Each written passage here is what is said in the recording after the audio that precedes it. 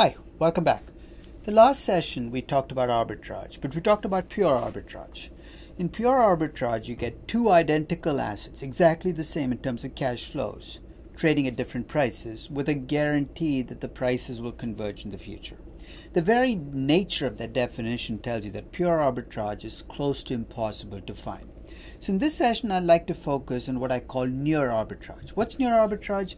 In near arbitrage, you either find two assets that are very close to each other, very similar but not identical, or you find identical assets which are trading at different prices but there's no guaranteed price convergence. In other words, the way to think about near arbitrage is it's not completely risk-free. There is a little bit of risk, though the amount of risk might be small. So no matter how sophisticated your trading strategy is, these are no longer riskless positions, and that's got to be factored in when you think about near arbitrage. So let's think about a few examples. Let's first think about the same stock being listed in multiple markets at the same time. There are lots of companies now which are multinational companies where you see shares in the company listed on the London Stock Exchange, the New York Stock Exchange, and the Tokyo Stock Exchange. They're listed, it's the same share listed in three different markets, and you could argue that if you have the same stock listed in different markets, that it should trade at the same price. After all, it's the same company. I know there'll be exchange rate issues, but if you convert into one common exchange rate or one common currency, they should all trade at the same price. I'd like to look at two variations on this theme. One are dual or multiple listed stocks, where you actually have the same shares listed in multiple markets. The second and a little more nuanced example is what are called depository receipts, which are usually emerging market stocks listed in developed markets, but rather than actually have the shares themselves listed, a bank actually issues receipts against shares. So it's not quite the shares. So we'll talk a little bit about what that might throw into the mix. Let's start with dual or multiple listed stocks. If you have a company listed on two or three exchanges at the same time, those shares are in the same company. They should trade at the same price at the same point in time after you convert into a common currency. Having said that, though, that presupposes that you're in a market where currencies are freely converted to one another, that whatever profits you make from buying on the London Stock Exchange and selling simultaneously on the New York Stock Exchange will cover the costs that you're going to face in the two exchanges in terms of bid-ask spreads, transactions costs. But with all those caveats, assuming you have a company traded on two different exchanges at the same point in time at different prices, you should be able to take advantage of that difference as long as it exceeds transactions costs. What it also tells you is it's very unlikely.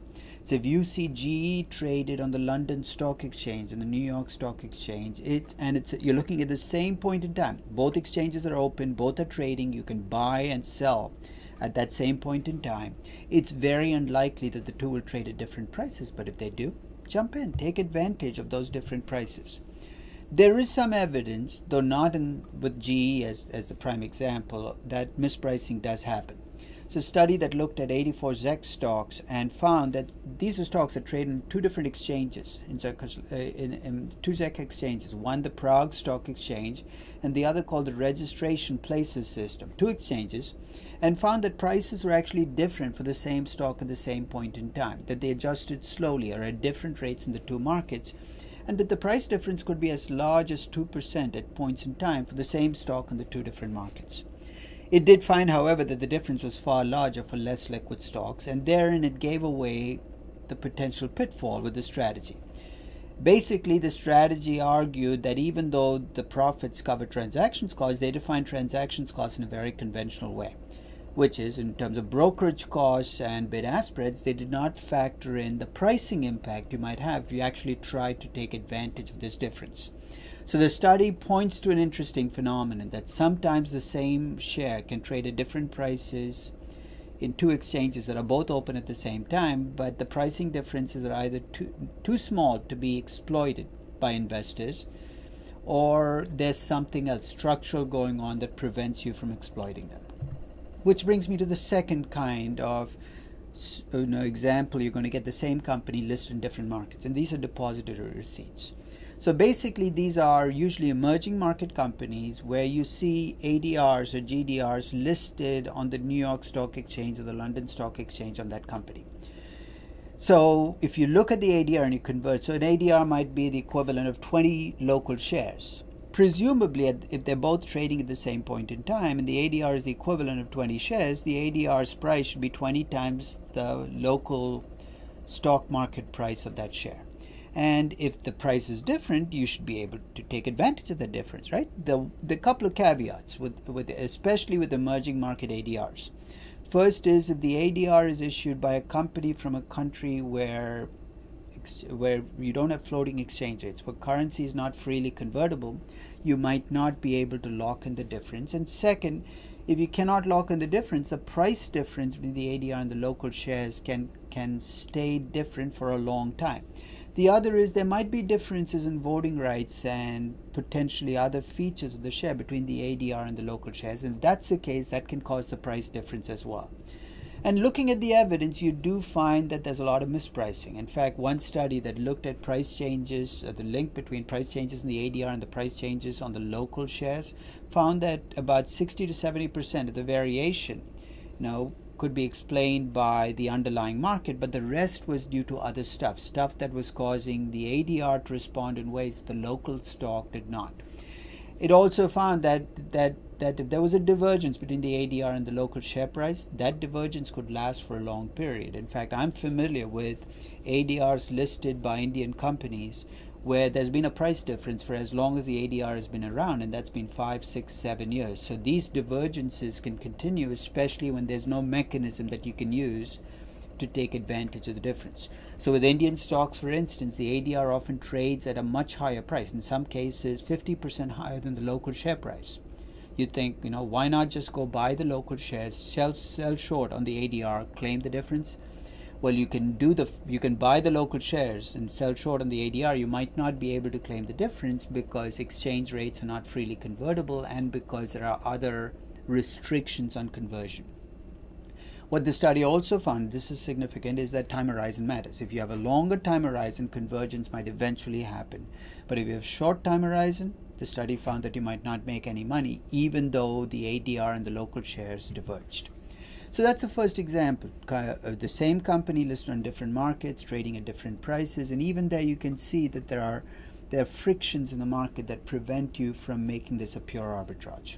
Here's the second example, a closed-end fund. A closed-end fund is a mutual fund, like any other mutual fund, but what makes a difference is the shares in the mutual fund, instead of just being the net asset value of the fund divided by the number of shares, are actually traded in the market. And what that results in is a market price for a closed-end fund can actually be different than the market value of the securities that go into that closed-end fund. And all these securities are traded securities, so you can actually add up the value of the securities they own, and it's different from what you pay for the fund. And in fact, studies find that if you look across closed-end funds, that the typical closed-end fund trades at a discount of about 10 to 15% on the value of the securities embedded in the fund.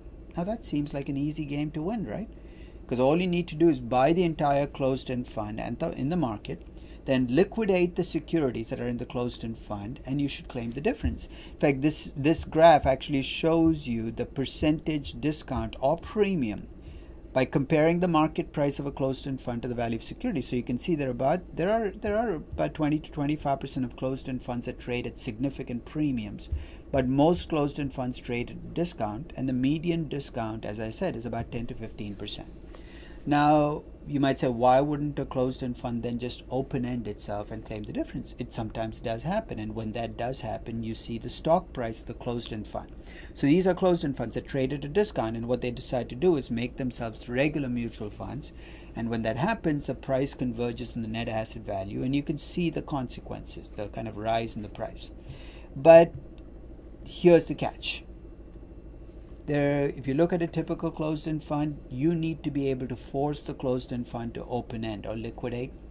And closed-end funds can be set up in such a way that corporate governance is really bad. In other words, getting to the management to get them to do what you want them to do is difficult to do.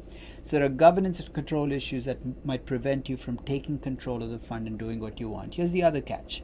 If you decide to liquidate the fund, not just open-end it, then when you liquidate the fund, you're going to get a capital gain. You're going to sell these shares at the market price, and if they were bought at a much lower value, you got to pay taxes, and those taxes might eat away the 10 to 15% discount you saw between the market price and the fund. So not every closed-end fund is an easy way to make money, but if you can buy funds which trade at a significant discount on the asset value, and you have a long enough time horizon, here's a riskier game you can play. This is not by any stretch of the word, stretch of the definition of the word arbitrage, even an arbitrage example, but it's a way in which you might be able to make money. So this is actually a study that looked at the returns you'd make by investing in the most discounted closed-end funds, and where you make your money is in the shrinking of the discount, not even in the disappearance. So these funds might continue to be discounted, but perhaps not by as much. So this is a version of a contrarian investing strategy bought to closed-end funds, where you buy the most discounted closed-end funds and hope that the discount gets smaller. There's a third potential example you can think of in your arbitrage, which is convertible arbitrage. What is convertible arbitrage?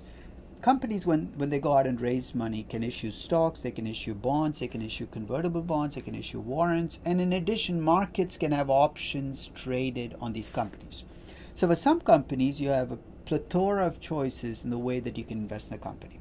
And because you have options in the CBOE, you have convertible bonds, you have warrants, you have stocks, you have bonds, you might be able to shuffle these securities around. And if they're mispriced relative to each other, so you're not even making a judgment call on whether the company is being mispriced. The question you're asking is, are the bonds priced fairly given how the stocks are priced? Are the convertible bonds priced fairly given how the options in the stocks are? Because if they're not being priced fairly, here's what you can do. You can buy the security that is being underpriced, and you can sell short on the securities that are overpriced, and you hope that the price convergence dissipates or disappears over time. And to the degree that there can be forced conversions, things can get in the way, but if they're mispriced, you're hoping for the mispricing to disappear. Okay. There are transactions costs, there can be execution problems. What companies can do can get in your way, but that's what convertible arbitrage tries to do, is not take a position on whether a company is cheap or expensive, but take a position on how different securities on that same company are being priced at the same point in time.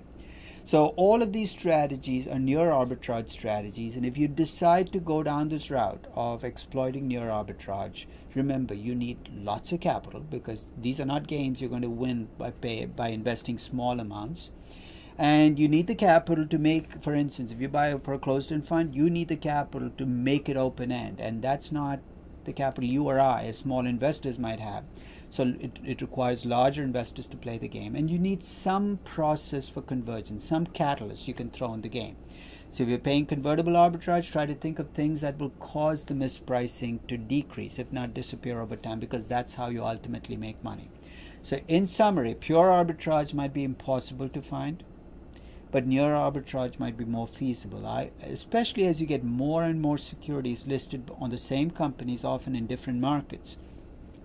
You might be able to find small mispricing differences that you can exploit if you're quick, can keep your transactions costs small, and you have enough capital to play the game.